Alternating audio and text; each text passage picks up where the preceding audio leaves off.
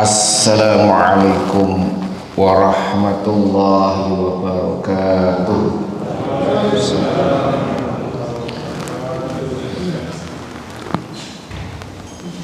Innal hamdalillah nahmaduhu wa nasta'inuhu wa nastaghfiruh wa na'udzu billahi min shururi anfusina wa sayyiati a'malina.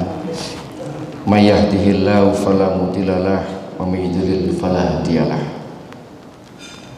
Asyhadu an la ilaha illallah wahdahu la syarika lah wa asyhadu anna Muhammadan abduhu wa rasuluhu la nabiyya ba'da. Rabbi shrah li sadri wa yassir li amri wahlul 'uqdatam min lisani yafqahu qawli, amma ba'd.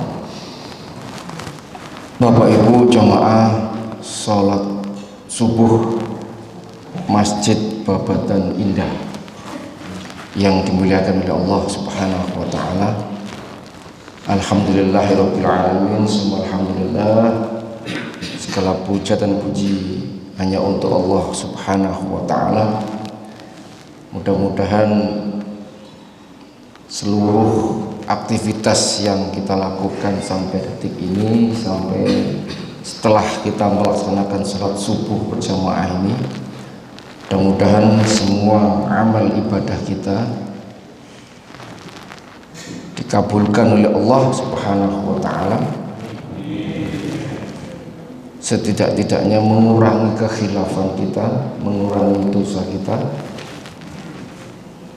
dan juga setidak-tidaknya Allah akan tunjukkan kepada kita kejutan-kejutan dalam kehidupan ini yang di luar nalar kita, di luar ikhtiar kita, tapi ini adalah buah dari keimanan, ketakwaan, keikhlasan kita beribadah kepada Allah Subhanahu wa taala. Salawat dan salam kita aturkan pada junjungan kita Rasulullah Muhammad sallallahu alaihi wasallam. Semoga kecintaan kita kepada Rasulullah Muhammad sallallahu alaihi wasallam juga kelak akan dikumpulkan oleh Allah Subhanahu wa taala nantinya di surga Allah. Ini biasanya Bapak Ibu ngajinya sampai jam berapa ya Pak ya? Sampai jam 6 Pak? Jam 6 kurang atau jam 7 atau sampai jam 6 ya Pak ya? Nanti tolong saya diingatkan. Sebenarnya saya kepingin lebih banyak diskusi saja sebenarnya. Kenapa saya ingin banyak diskusi? Ya, karena dengan diskusi itu kita bisa menambah pemahaman, menambah ilmu, dan berbagi pengalaman ya, dalam kehidupan ini. Ini kalau saya lihat ini yang muda-muda nggak banyak ya Pak ya. Ini yang muda-muda nggak banyak Pak. Nanti kalau Agustusan pemudanya banyak Pak ya. Ini salah satu problem kita Pak. Masalah umat Islam itu kalau di salat subuh ini pemudanya pada kemana ini Pak? Ini masalah kita, masalah umat Islam, masalah bangsa kita, masalah kehidupan kita itu. Kemana mereka? Kira-kira kemana Pak? Tidur atau lagi di warkop ya, ini ibu-ibunya juga ya sudah, ibu-ibu yang sudah kadaluarsa gitu. Mana anak-anak mudanya gitu. Jadi ini PR kita Pak Bu, PR kita semua yang masih punya putra-putri yang masih muda, yang kuliah, baik yang SMA maupun yang SD sekalipun, sebenarnya ini persoalan kita ya. Sehingga kenapa saya sebagian orang tua saya tanya, Bu, nanti setelah lulus kuliah SMP atau SMA atau SD anaknya mau disekolahkan di mana? Saya pondokkan Pak. Apa sih Pak Bu tujuannya dipondokkan itu? Ya kepingin anaknya itu memiliki karakter disiplin dalam beribadah. Itu nomor satu. karakter disiplin dalam beribadah, terutama kalau sholat subuhnya. Kalau sholat subuhnya itu tidak telatan, itu sudah luar biasa Pak. Jadi Bapak Ibu kalau mau cari mantu gampang Pak. Cari mantu yang bagaimana, ya lihat sholat subuhnya itu ya, saya bilang begitu. Nah, ini problem kita, makanya banyak orang tua memondokkan anaknya, diantaranya juga itu. Tapi apakah itu berhasil? Ada yang berhasil, ada yang gagal. Ya, Bapak Ibu yang dimuliakan oleh Allah, ya kebetulan saya ini juga dosen di Poltek Pelayaran Pak, di Gunung Anyar. Itu disiplinnya luar biasa. Jam 3, setengah 3 sudah bangun, banyak aktivitas yang dilakukan. Intinya disiplinnya luar biasa dalam menekankan beribadah, khususnya beragama Islam. Tetapi ketika mereka libur pulang ke rumah, dan ketika itu juga saya bertemu lagi, saya tanyakan gimana pengalaman Anda pulang setelah 2 minggu ini, apakah ya sholat subuhnya masih jalan?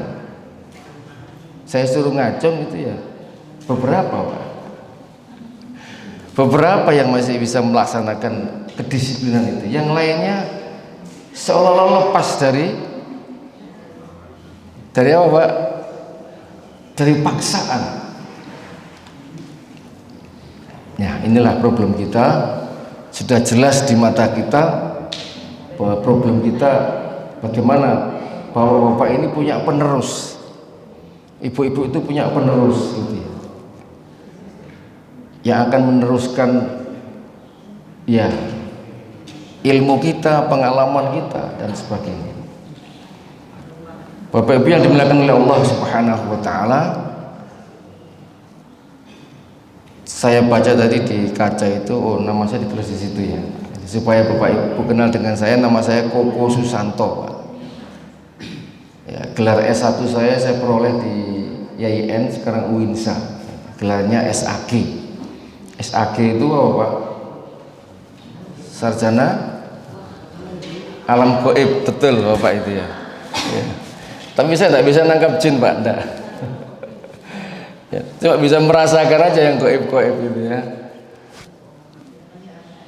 Kemudian S2 saya tempuh di UNER. Alhamdulillah waktu itu dapat beasiswa dari kampus, karena waktu itu saya mengajar dosen luar biasa di Unmuh Surabaya. Gelar saya MSI Pak. MSI itu apa Pak Bu? Master Sak Isoe gitu. Ya, master sembarang nih. Saya masih ingat saya diuji oleh 6 profesor. Itu bukan kayak ujian Pak, tapi saya ceramahnya semua. Termasuk waktu itu Pak Haryono Siono yang mantan menterinya era Pak Soeharto. Ya. Bapak Ibu yang dimuliakan oleh Allah Subhanahu wa taala, jadi saya berharap Bapak semua, Ibu semua yang sudah ini di atas 50 tahun banyak ya Pak? Banyak di atas 50 tahun. Dalam Pak, sudah lansia semua. Tapi mudah-mudahan jiwa muda. Ini yang penting. Jiwa muda. Ya. Jiwanya tidak hanya muda tapi juga seger gitu ya. Tidak hanya muda seger tapi juga jiwanya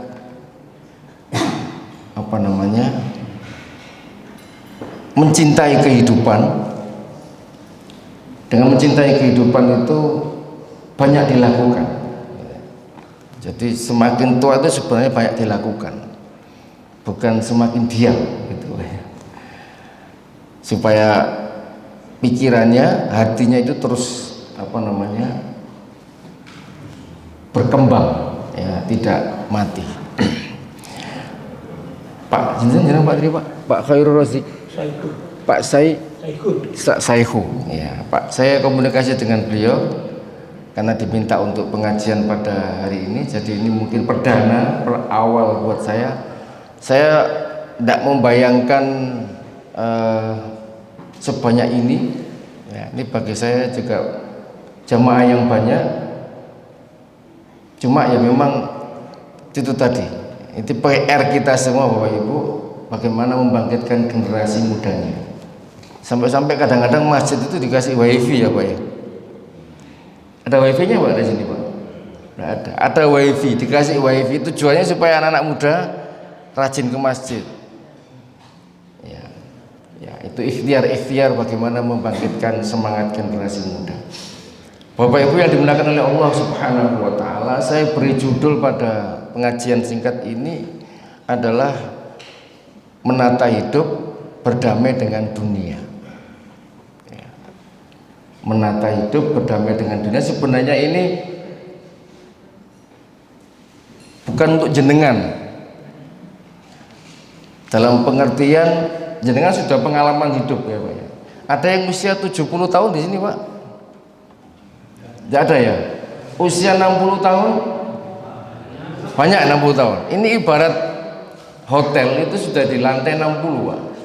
Jadi lihat kelakuannya arek-arek usia 20 15 tahun ini goyang-guyu kan gitu ya Pak. Model murah ya. Kakek model ya. 80 ada Pak? Siapa Bapak 80? Jenengan? Alhamdulillahirabbil alamin. Ini 81. 80 masih sehat, jalan oke, ibadah oke. Loh ini resepnya apa kan gitu ya Pak ya? Sekarang ini salah satu fenomena sekarang dunia sekarang ini yaitu apa Pak? Kalau jenengan, kalau saya katakan dunia itu dalam benak kita apa Pak? Udah katakan dunia dalam benak kita Pak? Gegeran tok gitu ya Pak ya? Bapak Ibu sering lihat televisi sekarang atau jarang? Kalau lihat televisi lihat berita ya Pak ya? Beritanya apa isinya Pak? Berita orang bingung. Ya, berita orang bingung. Ya Pak? Itu bingung milih calon istri buat presidennya. Semuanya bingung. Kenapa kok bingung? Karena kompetisi Pak ya. Persaingan, diadu. Dalam diadu itu nanti Bapak Ibu paling sudah dengar, nanti calonnya kemungkinan 3 atau bisa 4. Yang menang 1 Pak, kan gitu ya. Betul nggak Pak? Kalau calonnya 3 yang menang 1, yang kalah 2. Kalau calonnya 4 yang menang 1, yang kalah 3. Dalam dunia kompetisi yang menang sedikit, yang kalah banyak. Yang menang 1, 2 dalam lomba yang banyak, tapi yang kalah dan ini menyisakan problem dalam dunia yang kompetisi ini. Makanya di televisi juga rame-rame soal PPDB ya Pak ya, penerimaan murid baru berdasarkan zonasi jarak. Main tipu-tipu kan gitu ya Pak ya. Bagaimana supaya anaknya bisa masuk negeri? Padahal kan menyekolahkan anaknya, tapi perilakunya itu tidak perilaku orang yang berpendidikan. Perilakunya gimana caranya? Pokoknya bagaimana caranya bisa masuk atau apapun. Jadi ini satu fenomena yang luar biasa yang ya tiap hari kita lihat. Jadi kalau saya lihat TV Pak, jadi bingung Pak. Yang penting baca Quran, ya, ngobrol sama istri, ngobrol sama anak, itu aja. Daripada kita lihat TV, jadikan bingung. Ya. Kompetisi. Kalau kita bilang dunia sekarang dunia yang diadu terus. Ya. Karena orang pintar itu, orang yang sama pintarnya itu kalau bisa bekerja sama. Mikirkan negara ini bagaimana baiknya ya. Adu kepinteran. Bapak Ibu yang dimuliakan oleh Allah Subhanahu wa taala, jadi itu yang Ada apa dengan dunia? Dunia penuh dengan persaingan. Dunia penuh dengan perlombaan yang terus menerus dilombakan. Sampai saya pernah menegur seorang kepala sekolah, ya, lomba apa itu dipampang yang menang satu orang. Pak, saya sudah mikir Pak, yang kalah ini berapa? Bagaimana perasaan mereka? Bagaimana hati mereka? Gimana yang kalah Pak? Oh iya, memang saya ini bodoh. Memang saya ini nggak berarti. Akhirnya yang kalah itu, kalau tidak ada yang membimbing, tidak ada yang membina, tidak ada yang melatih lagi, ya sudah, dia tidak mau berkompetisi lagi. Minder, merasa tidak mampu, merasa dia tidak ada artinya hidup di muka bumi ini. Ya, karena begitu di lomba dia kalah, di lomba lagi dia kalah, kapok Pak, nah ikut lagi Pak. Di setiap masuk lini kehidupan lomba. Ya aslinya lomba itu sebenarnya ingin menciptakan hati yang gembira ya Pak, ya senang. Nah, yang menang pun juga stres Pak, nah dilombakan lagi, ditingkatkan lagi. Waduh. Ya. Ini fenomena yang menyebabkan kemudian secara tidak sadar kemudian masyarakat kita, baik di semua lini, anak-anak muda kita, remaja kita, itu kemudian ya rapuh gitu ya. Kemudian mengalami kelemahan. Bapak Ibu yang dimuliakan oleh Allah Subhanahu wa taala, itu satu. Yang kedua, kalau kita bicara dunia hari ini, yaitu yang orang banyak mencari kesenangan, ya Pak ya. Orang banyak mencari kesenangan, golek enaknya terus, ya, golek enaknya, cari yang mudah. Begitu menemukan yang sulit, begitu menemukan yang berat, berhenti. Jadi jiwa petarungnya ini, itu efek dari tadi yang pertama kan dikompetisikan, maka jiwanya itu lemah ya. Dalam dunia yang sekarang ini dengan berkembangnya ilmu dan teknologi, tapi kenapa penyakit merajalela ya. Namanya penyakit dan orang sakit itu tidak berkurang. Mudah-mudahan Bapak Ibu semua, saya mendoakan dengan kekuatan keimanan, dengan kekuatan kesabaran dan ketabahan ini, nanti kita bisa berdamai dengan kehidupan ini. Kalau kita bisa berdamai dengan kehidupan ini, insya Allah jiwa kita sehat. Kalau jiwa kita sehat, insya Allah fisik kita akan juga sehat. Kalaupun toh sakit, itu mampir supaya kita itu bisa merasakan nikmatnya sakit ya. Karena dunia ini sebenarnya paradoks Pak. Artinya, kalau apa bedanya Bapak Ibu dunia sama akhirat? Nah, monggo. Kira-kira bedanya apa Pak, dunia sama akhirat? Dunia sama akhirat, bedanya apa Bu? Di dunia ini enak dan tidak enak, sakit, sehat jadi satu ya Pak ya. Di dunia ini enak, sorong, sakit, sehat, senang, susah, kaya, miskin, orang beriman dan tidak beriman jadi satu. Tapi kalau bicara akhirat, di surga yang enak toh, kan itu ya Pak ya. Yang di neraka ya gak enak toh. Jadi kita hidup sebenarnya di alam yang penuh dengan impian ya. Maunya cari enak toh, tapi ternyata ya ada nggak enaknya Pak. Maunya cari ada orang yang kadang-kadang kan kita sering mendengar Pak, berjalan dengan cari yang pelan-pelan itu Pak ya, hati-hati, lu sih ketubruk kan gitu ya Pak ya. Ini apalagi lalu muncul, saya ini dosa apa sih gitu ya Pak ya, saya ini tidak melakukan dosa yang besar ya, saya ini rajin ibadah ya, rajin nolong orang ya, rajin infak, kok rasa-rasanya ujian itu kok menimpa saya kan gitu ya Pak ya. Pernah nggak pikir begitu Pak, Bu?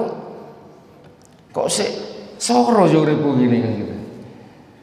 Bapak, Ibu, mungkin kita pasti akan mendapatkan itu semua sebagai pengalaman kehidupan.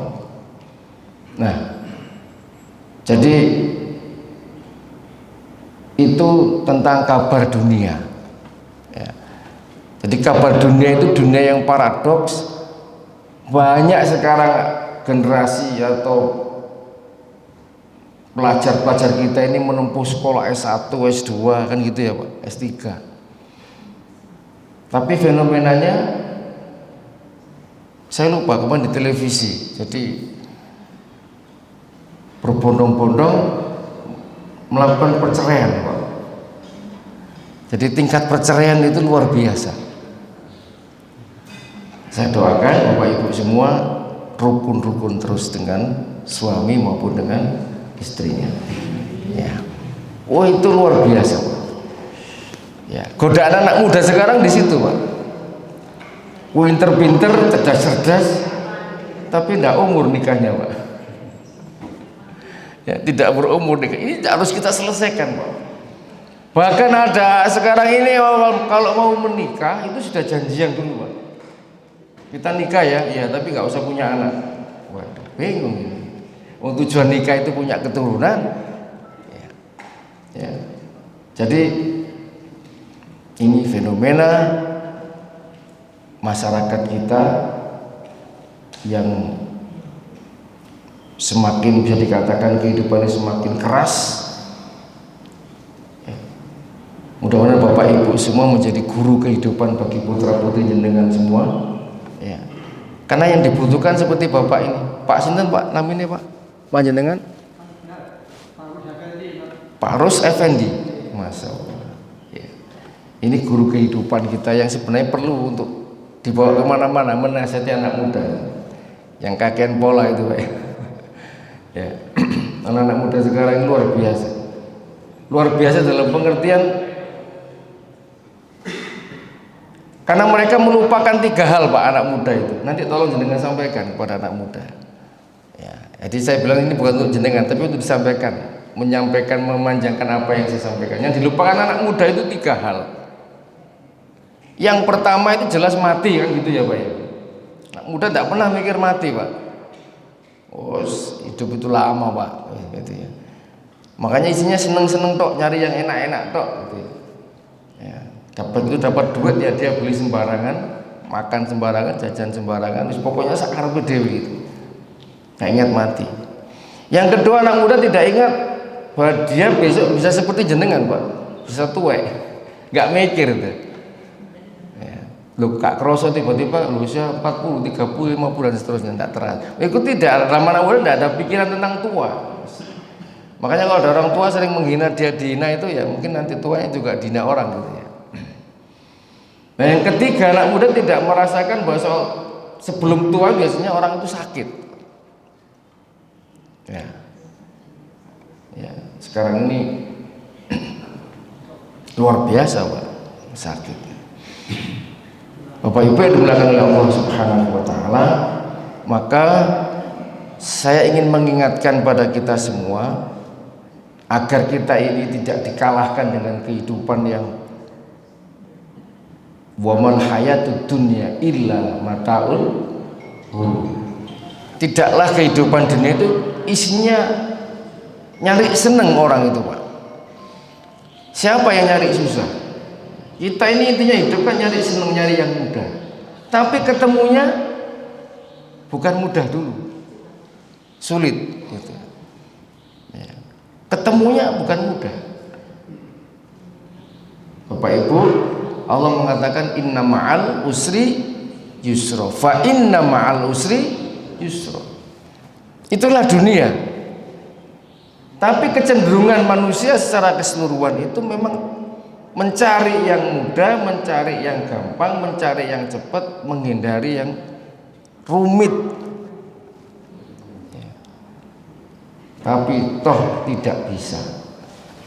Jadi kita mau tidak mau, siap tidak siap, sadar atau tidak sadar, mesti habis enak itu tidak enak gitu.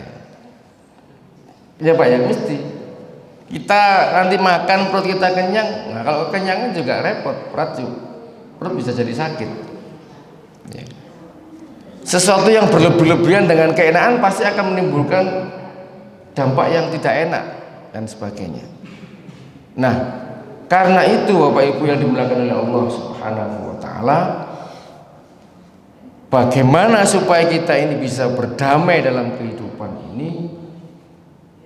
Tidak lain kita ini harus bersikap positif, bersikap menerima Bapak Ibu.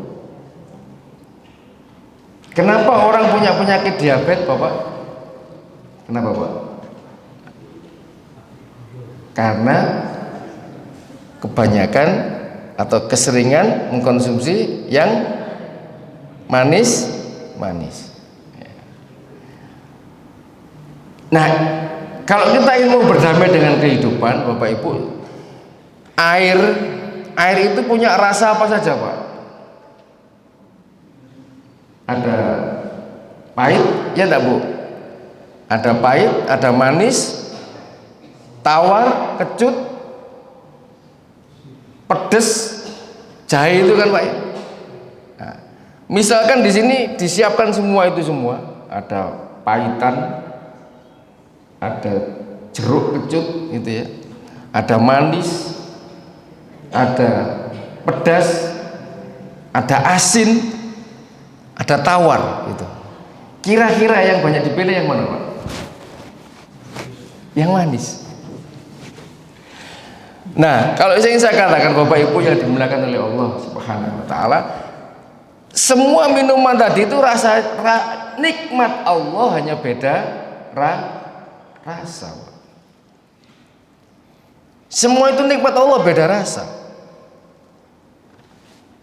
Kita tidak mungkin dikasih Allah enak terus Pak, supaya kita merasakan ketidakenakan, makanya kan dikasih sakit Pak, supaya untuk dinikmati. Dengan sakit itu ternyata iya, kita bisa, ya Allah betapa rasanya nikmatnya sehat, kan gitu ya Pak ya.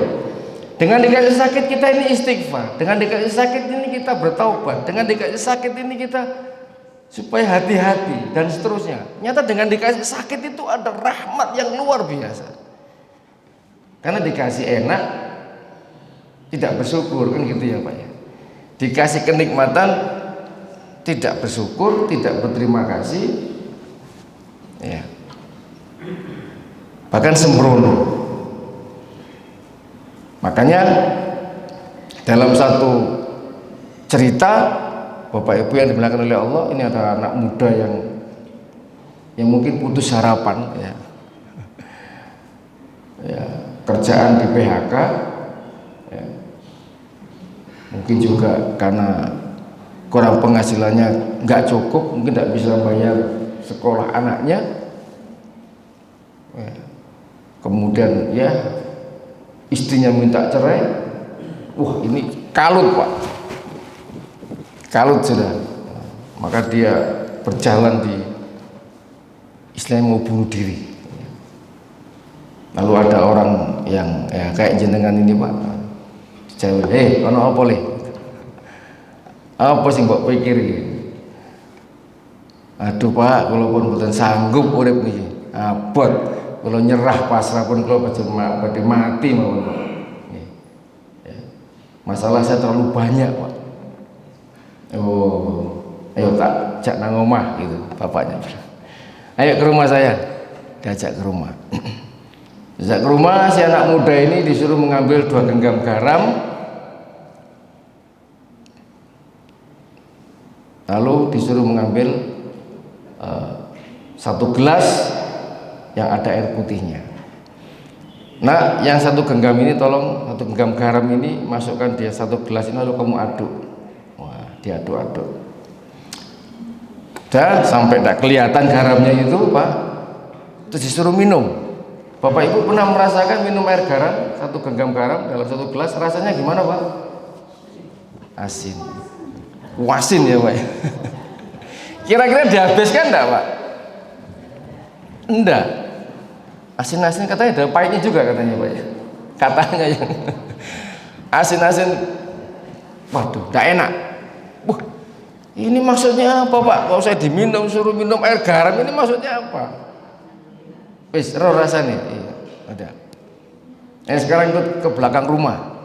Belakang rumah ini ada sedikit telaga yang ya, nanti kamu lihat di sana. Yang segenggam ini lalu kamu garam ini kamu lemparkan di telaga itu, lalu kamu aduk, suruh ngaduk, Pak. Telaganya besar, pek gitu, Pak, bunyinya, Pak. Suruh ngaduk. Setelah diaduk, coba sekarang kamu minum. Wah, sampai gelas, Pak, pakai tangan, Pak, diminum. Wah, berkali-kali ya aku rasanya seger, Pak, gitu. Untuk ngilangi asinnya tadi itu. Ya. Nah, begini loh, nah.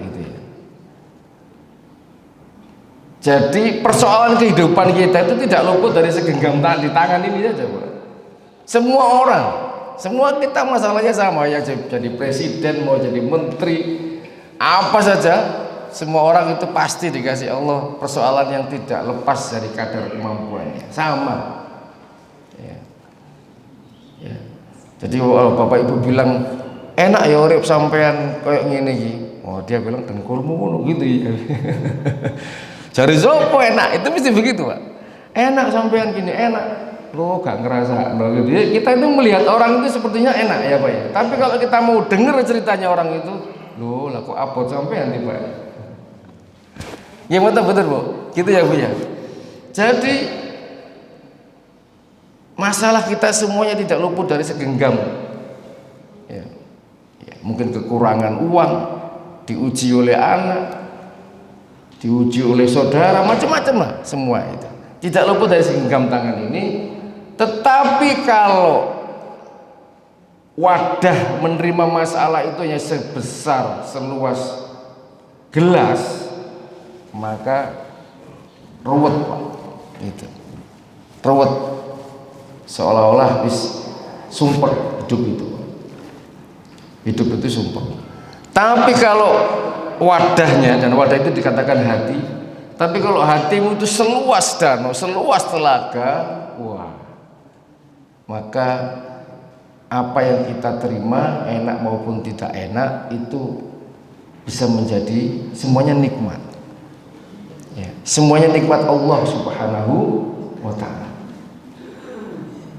Jadi sehat itu nikmat, sakit juga. Apa yang kita senangi, Pak, Bapak Ibu, saya sadar bahwa mungkin punya keinginan yang mungkin belum terwujud, ya Pak ya, bertahun-tahun belum terwujud. Berdoa kita ini sampai mungkin nggak berdoa lagi karena nggak diwujud, seolah tidak diwujud, tidak bisa direalisasi, tidak didengar oleh Allah Subhanahu wa ta'ala. Asa antuhibu say'a wa huwa syarrul lakum. Bisa jadi apa yang kita inginkan, kita cintai ini, itu nggak baik buat kita. Wa asa antukrihu say'a wa huwa khairul lakum. Bisa jadi apa yang kita benci, yang tidak kita sukai, itu ternyata baik untuk kita. Ya. Jadi kata damai dalam kehidupan ini yang saya maksudkan adalah mari kita menyikapi kehidupan kita apapun itu dengan mensyukurinya. Dengan apa, Pak, Bu? Mensyukurinya. Apapun keadaan kita, itu mari kita syukuri.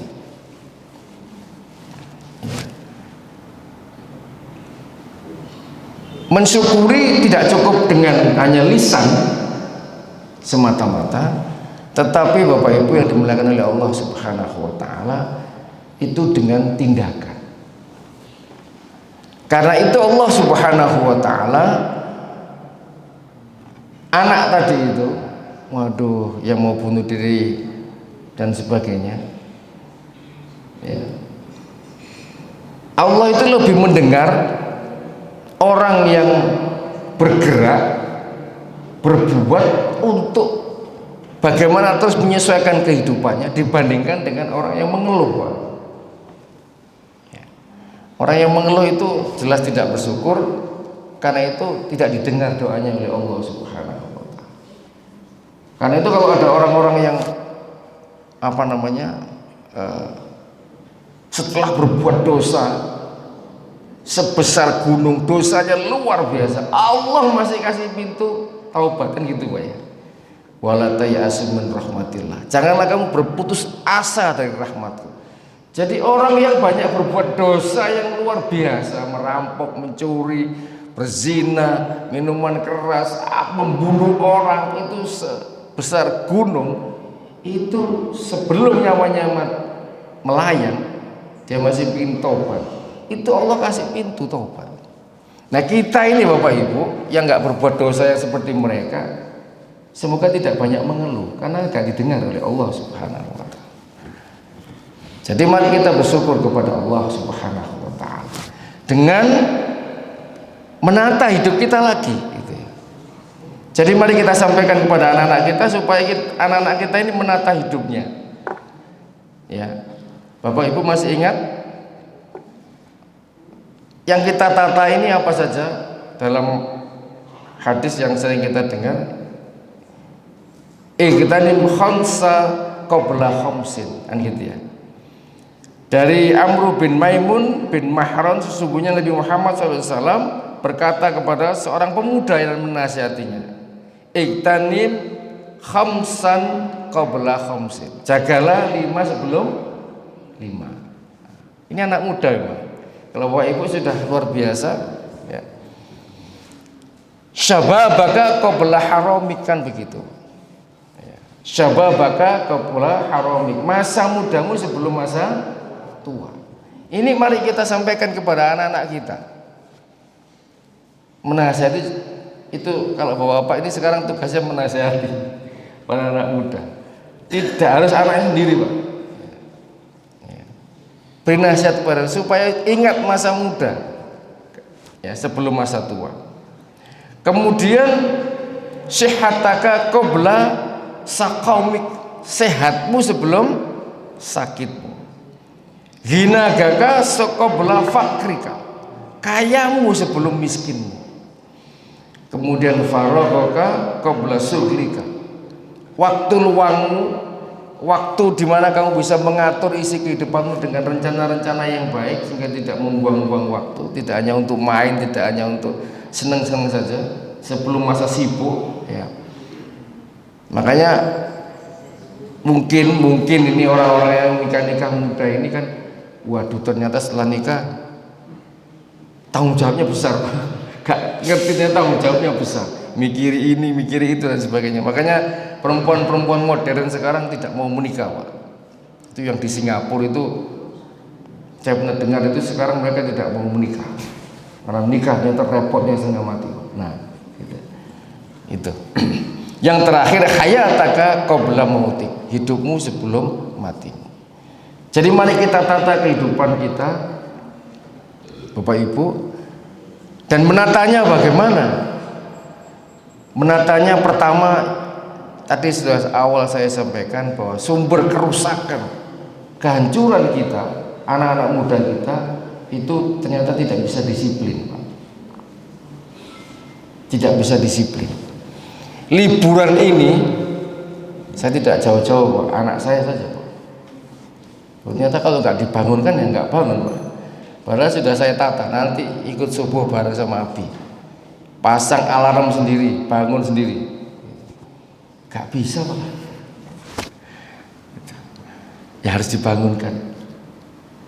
Ya kita sebagai orang tua harus sabar. Memang mendidik disiplin itu luar biasa. Bahkan teman saya itu yang konsultan keluarga sakinah itu,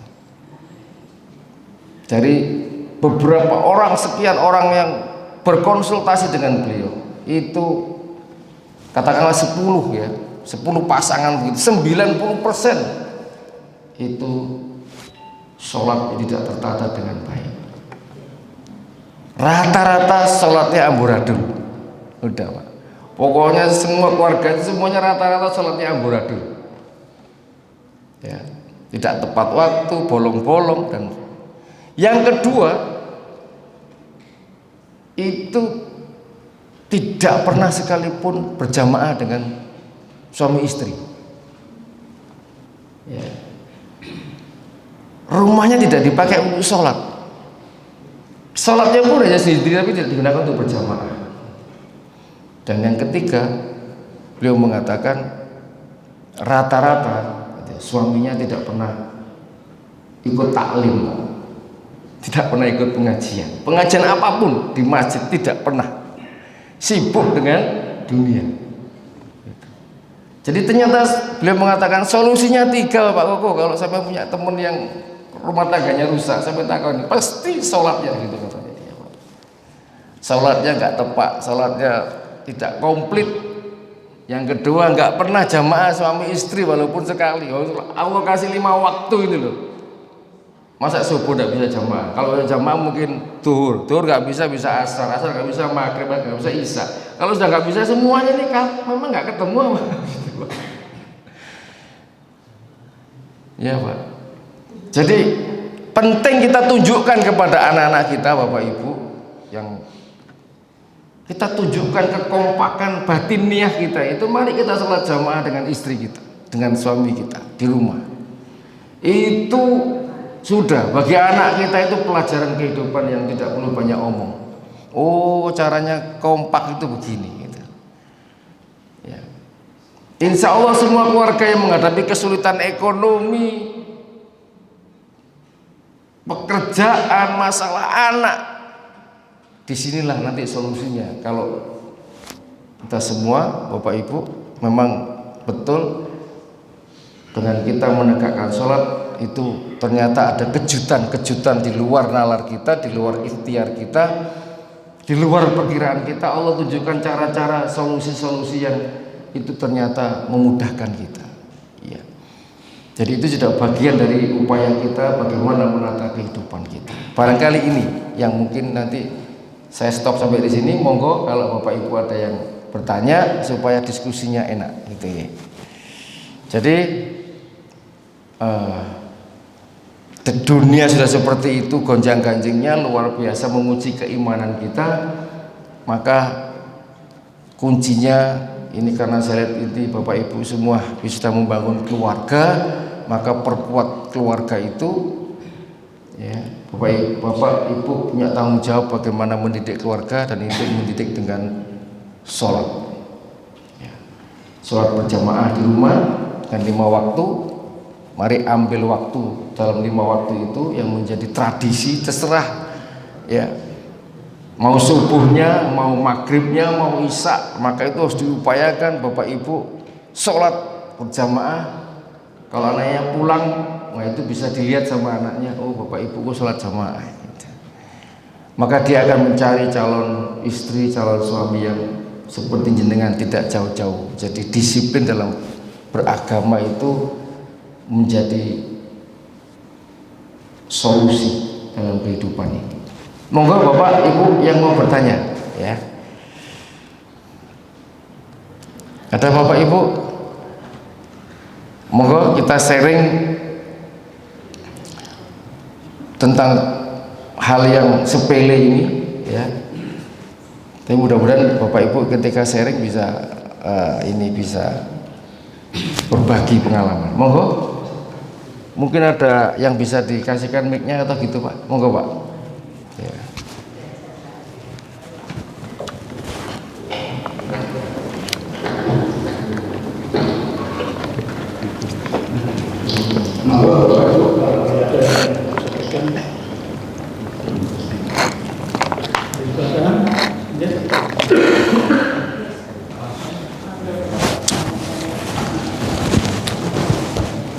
Monggo Bapak.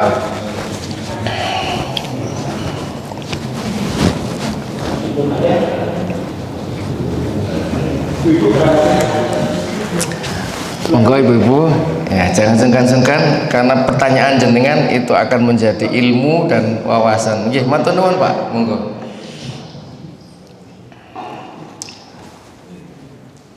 Assalamualaikum warahmatullahi wabarakatuh. Waalaikumsalam warahmatullahi wabarakatuh.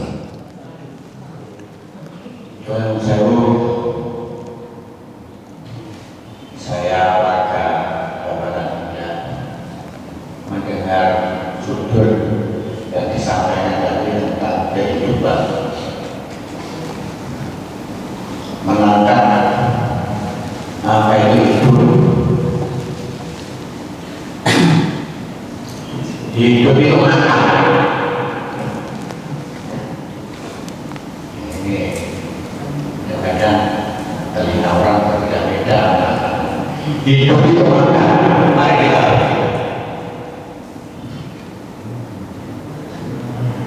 waktu janin di kandungan itu mana?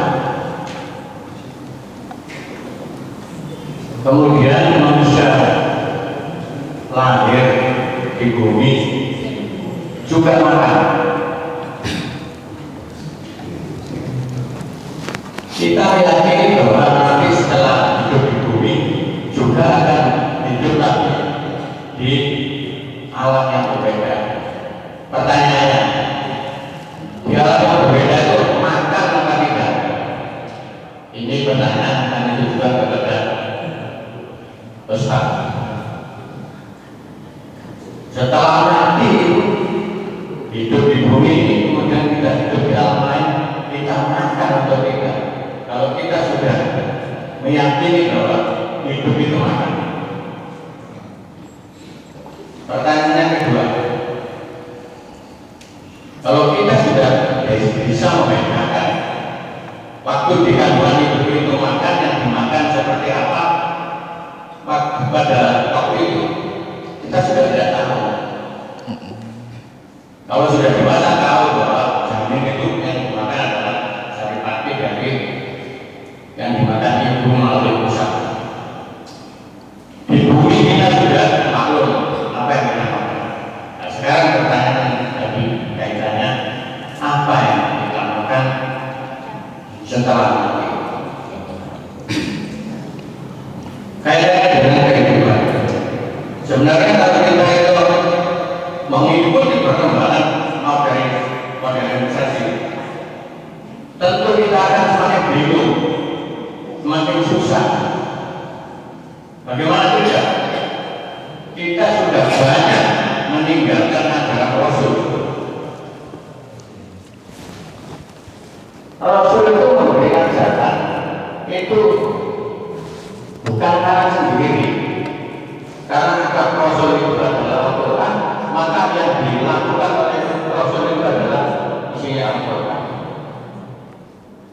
Di mana Rasul juga pernah menyampaikan, didiklah putra-putri itu karena kita akan hidup di zaman yang lain dengan zaman. Kenapa kita bingung? Kalau kita memikirkan kehidupan anak-anak kita, tentu kita akan bingung. Tapi kalau kita berpegang ke sana, kita tinggal mengajar. Apa kita sudah pernah mengajarkan kepada anak kita bahwa bangun tidur itu berdoa, Alhamdulillah ya nabaka makan. Apa sudah menyampaikan begitu? Alhamdulillah itu sudah dilaksanakan oleh anak. Di situ manusia sudah bertindak ketika bangun tidur. Dari ikrar itu maka setiap waktunya akan terkontrol. Nah kalau itu tidak dilakukan, apakah bingung sekarang anak-anak sudah tidak mengikuti nasihat tugasnya? Mereka sudah punya tugas sendiri, yaitu Mbak Budul. Mau tanya apa? Di Mbak Budul pasti ada. Bagaimanapun mereka akan lebih banyak tanya kepada Mbak Budul. Nanti kalau tanya pada Mbak malah repot. Mbak rewel, Mbak banyak syarat dan sebagainya. Tapi Mbak Budul itu akibat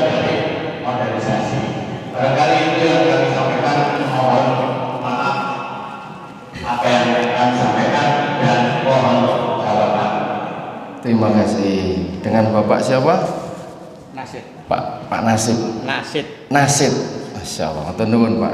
Ya. Tanyaannya nanti kalau kita di surga itu makan apa enggak? Ya, kalau dalam surah An-Naba ayat 30 itu jelas.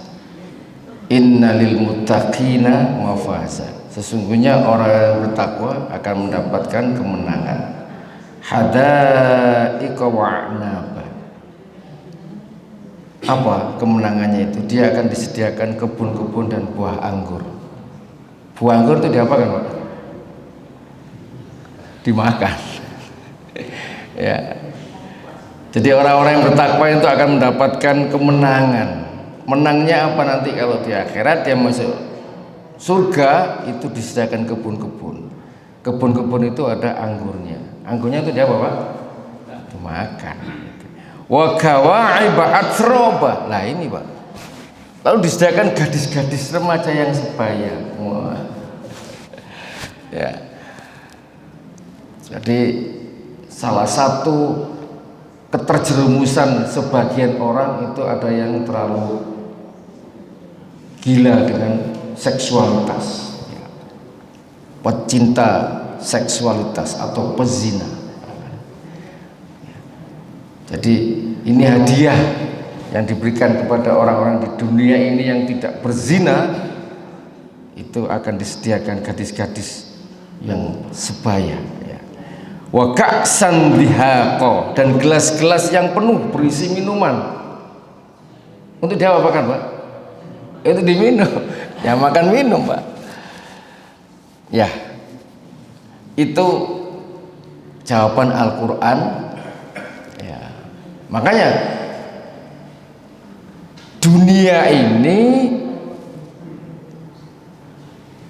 beda dengan akhirat. Tadi saya katakan di dunia ini enak gak enak, makan gak makan jadi satu gitu. Tapi kalau sudah di akhirat enak tok itu di surga, di neraka gak enak tok, dipisah Pak. Kalau kita di muka bumi ini sekarang ini fenomenanya adalah kenapa orang sakit bukan karena kelaparan. Kenapa orang satu sakit bukan karena kelaparan, tetapi kebanyakan makan, dan makannya tidak aturan Pak. Itu kan mereka anak-anak muda yang kemudian oplosan kan gitu ya Pak ya. Masa kurang yang baik, yang nggak baik-baik dimakan semua Pak. Jadi semua dijadikan satu. Makanya kan Islam itu memisahkan mana yang haram, mana yang halal. Itu karena kalau dicampur-campur bisa merusak. Jadi sekarang ini fenomenanya orang sakit itu bukan karena kurang makan, tapi karena kebanyakan makan. Jadi itu jawaban saya. Yang kedua, betul yang jenengan sampaikan, kalau keluarga-keluarga muslim itu dekat dengan Al-Quran, insya Allah tidak punya problem dengan, bukan tidak punya problem, insya Allah problemnya bisa diatasi, tidak nemen-nemen gitu. Ya. Tidak sampai kewalahan menghadapi masalah hidup ini. Masalah hidup ini 5 Pak. Ya masalah fisik ya. Ya. Jadi kalau sudah tua itu ancamannya banyak penyakitnya Pak. Penyakitnya muncul semua, tapi itu semuanya bisa qadarullah, kalau Allah menghendaki bisa dicabut semua, bisa hilang semua ya. Jadi kalau ada penelitian, ada fakta bahwa orang yang sakit kanker sampai stadium 4 tapi kemudian tingkat kepasrahannya kepada Allah itu luar biasa. Ya Allah, saya terima sakit yang kau berikan ini sebagai rahmat, sebagai bukti kasih sayangmu kepadaku. Dinikmati sakitnya dengan terus bersyukur kepada Allah bahwa ini sebuah nikmat yang luar biasa. Oh diterima ternyata, ya dicabut sama Allah. Jadi tidak mustahil apa yang sekarang ini menjadi penderitaan kita itu bisa dicabut oleh Allah Subhanahu wa ta'ala, hanya dengan kekuatan keimanan, bukan dengan otak kita, bukan dengan rasio kita, bukan dengan amal soleh kita, tidak. tapi dengan ridha Allah Subhanahu wa taala. Yang kedua, sakit emosi, Pak. Ya. Wah, ini banyak. Kalau Bapak Ibu tidak menyimpan dendam, tidak menyimpan kecewa, tidak menyimpan marah, tidak menyimpan kekhawatiran, ya akan dijauhkan dari kegundahan, kekhawatiran. Tapi tidak mudah, ya, tidak mudah. Orang yang pernah menghina kita 20 tahun yang lalu masih ingat kira-kira, Pak? Bapak Ibu pernah dihina orang, pernah diejek orang, pernah dikhianati orang 20 tahun yang lalu masih ingat kira-kira, Pak? Masih ingat. Itu masalah emosi, gak terima. Loh, si urip dia ya, gitu. Yang ketiga itu berkaitan dengan masalah finansial. Hampir kebanyakan orang ya, semua kekurangan duit. Orang yang kaya-kaya aja masih kurang duitnya, Pak. Sudah punya uang triliunan itu masih kurang, apalagi yang gak punya ya. Kemudian masalah hubungan ya, ini yang sebenarnya mengganggu kehidupan kita, Bapak Ibu, yang harus kita jaga ya. Orang yang mengganggu kehidupan kita, mengganggu ketenangan batiniah kita, itu bukan orang yang jauh-jauh dari kita. Kalau tidak anak, ya istri kita atau suami kita atau mertua kita, saudara kita yang dekat-dekat aja ya. Bagaimana rasanya kita sama anak dilawan, kan gitu ya, Pak ya. Oh, itu luar biasa. Anak melawan kita, ibu ngomel, anaknya melok ngomel, kan gitu ya, Bu ya. Nah, itu sakitnya itu gak kelihatan ya. Jadi yang menyiksa batin kita, Bapak Ibu, itu bukan orang-orang jauh, orang-orang dekat, terutama anak gitu. Kita harus siap-siap, batin kita akan dihajar oleh anak-anak kita ya. Tapi kalau kita ikhlas menerima itu sebagai satu anugerah Allah Subhanahu wa taala, terus kita berikan kasih sayang kepada mereka, itu nanti mereka akan kelepek-kelepek di kemudian hari, Pak.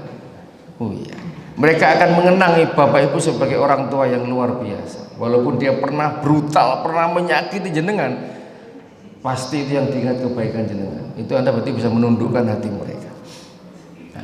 Nah, yang ketiga masalah spiritual tadi itu yang selesai sebutkan, masalah spiritualitas. Secara ilmu tahu Allah itu esa, Allah itu tunggal, tempat bergantung, tempat meminta. Tapi kita ini tidak minta dengan serius. Tapi kita ini tidak berdoa dengan istiqomah. Kita ini tergesa-gesa pada Allah Subhanahu wa taala, kepingin betul melihat kita ini istiqomah apa tidak. Jadi Bapak Ibu, yang sampaikan Bapak tadi itu betul sekali. Generasi kita itu jauh dari Al-Quran ya. Bahkan Imam Syafi'i itu mengatakan kalau diringkes Al-Quran itu ketemunya di surat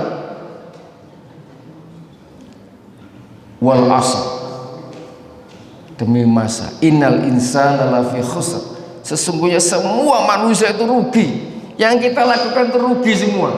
Ibadah rugi, doa rugi, apalagi Allah mengatakan fawailul lil musallin, celakalah bagi orang-orang yang sholat. Kalau tidak tahu tafsirnya bisa, wah berarti orang sembahyang itu celaka ya. Illal ladzina amanu wa amilus solihati wa tawassaw bil haqq wa tawassaw bis sabr. Kecuali orang-orang yang beriman dan beramal soleh. Beramal soleh yang bagaimana? Beramal soleh yang melakukan sesuatu yang besar dari yang kecil. Artinya melakukan sesuatu yang itu sesungguhnya kita ini bagaimana ketika kita kembali kepada Allah itu membanggakan Allah Subhanahu wa taala. Jadi orang mudik, kalau orang mudik kenapa tidak pulang ke rumah? Ya karena belum berhasil. Tidak bisa menunjukkan sesuatu yang bisa dibawa. Orang mudik setelah 20 tahun mudik ke orang tuanya, balik dia bawa mobil, itu Pak ya. bawa istri, bawa anak, bawa kekayaan, oh berhasil dia, orang tuanya senang. Kalau kita mudik kepada Allah, yang kita bawa ini apa? Karena itu dalam kehidupan ini kita harus menasihati tentang kesabaran. Sudah tidak ada lain kunci hidup supaya kita ini batin kita berdamai itu dengan sabar, menerima apapun yang ada. Karena memang tidak sempurna dunia ini. Dan kita nasihati siapapun yang mungkin bisa menerima nasihat kita. Jadi begitu Pak. Terima kasih, pertanyaan luar biasa. Maka sebagai penutup, mari Bapak Ibu, kita mengingat kembali tujuan Allah menciptakan kita. Inni ja'ilun fil ardi khalifah. Bapak Ibu, Allah Subhanahu wa taala punya keinginan, masih keinginan, terus disampaikan kepada malaikat. Malaikat sudah membantah. Malaikat, tak kasih tahu ya, aku punya keinginan mau menciptakan manusia. Barangnya belum ada Pak. Nabi Adam itu belum ada, sudah dibantah oleh malaikat. Ataj'alu fiha may yufsidu fiha wa yasfiku dima. Ya Allah, akankah engkau mengadakan makhluk lagi yang hanya berbuat kerusakan darah dan bertumpahan darah, sedangkan kami ini, itu kata malaikat, kan memuji engkau terus menerus. Bayangkan Bapak Ibu, ibu punya keinginan, Bapak Ibu punya keinginan, disampaikan kepada anaknya, disampaikan kepada temannya, langsung dibantah. Gimana Pak rasanya Pak? Dedek, berdodok Pak. Ini Allah juga begitu Pak. Allah masih punya rencana, belum ada wujudnya, malaikat sudah berani ngomong begitu. Dah. Begitu jadi, ini loh malaikat yang tadi tak omongkan, namanya manusia, kita semua ini Bapak Ibu. Begitu jadi malaikat, Adam, malaikat itu sudah menyaksikan kamu. Sekarang sebutkan semua nama-nama barang-barang, semua kehidupan, sebutkan semua, disebutkan semua. Wah. Oh, ternyata di luar dugaan saya ya. Tidak seperti yang saya pikirkan, kata malaikat. Ya. Maka sekarang sujud kepada Adam. Malaikat semua sujud kecuali iblis. Waduh. Allah kaget. Hei iblis, kenapa kamu kok tidak mau sujud sama perintahku? Ini tadi barangnya belum ada, sudah diprotes sama malaikat. Begitu barangnya ada, sudah diragukan sama iblis. Bahkan iblis tidak terima. Loh ya Allah, bagaimana saya sujud sama Adam? Ana khairun minhu. Iblis ngomong begitu Pak. Saya lebih baik daripada dia ya Allah. Khalaqtani min nar wa khalaqtahu min tin. Engkau menciptakan aku dari api, sedangkan engkau ciptakan aku dari tanah. Loh, saya ngajari gitu siapa? Allah supaya minta taat, supaya kamu turuti. Titik. Tapi iblis punya alasan, punya kesombongan. Jadi Bapak Ibu yang dimuliakan oleh Allah, mari kita ini makhluk Allah Subhanahu wa taala yang dibela mati-matian sama Allah. Harga diri Allah itu diletakkan pada kita. Separuh harga diri Allah diletakkan kepada kita. Makanya kita dibela, dikasih Al-Quran, dikasih petunjuk, dikasih keimanan, ya, dikasih potensi kehidupan ini untuk menjadi kebanggaan Allah Subhanahu wa taala. Sehingga kita pulang nanti kembali kepada Allah bukan babak belur, acur karena godaan iblis. Benar apa yang dikatakan malaikat, tapi kita membuktikan bahwa Allah Subhanahu wa taala tidak salah memilih kita sebagai manusia, mengatur dunia ini, mengelola kehidupan ini. Kita dibela mati-matian sama Allah. Makanya orang-orang yang berbuat kerusakan, berbuat dosa itu dikasih kesempatan sama Allah, tidak dimatikan sama Allah. Suruh bertaubat. Nah, Bapak Ibu, mari ya, kita tidak tahu mati kita kapan, Mari kita nanti kembali kepada Allah dengan tidak mengecewakan Allah Subhanahu wa ta'ala.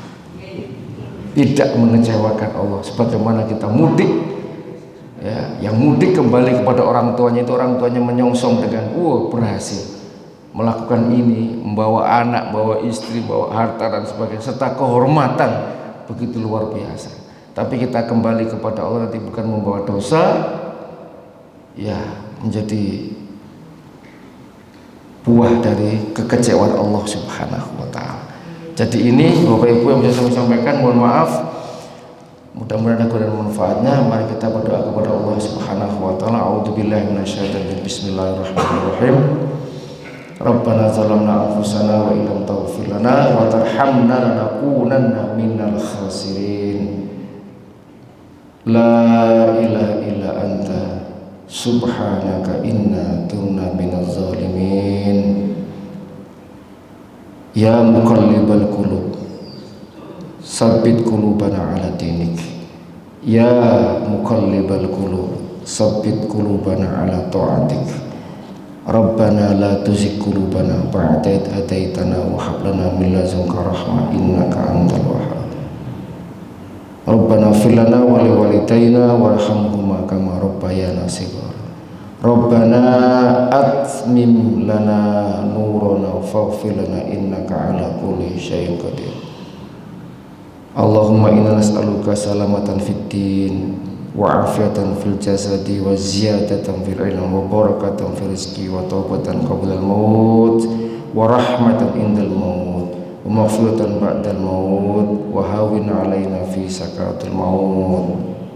Rabbana atina fid dunya hasanah wa fil akhirati hasanah wa qina adzabannar. Subhana rabbika rabbil izzati amma yasifun wa salamun alal mursalin walhamdulillahi rabbil alamin. Wassalamualaikum warahmatullahi wabarakatuh.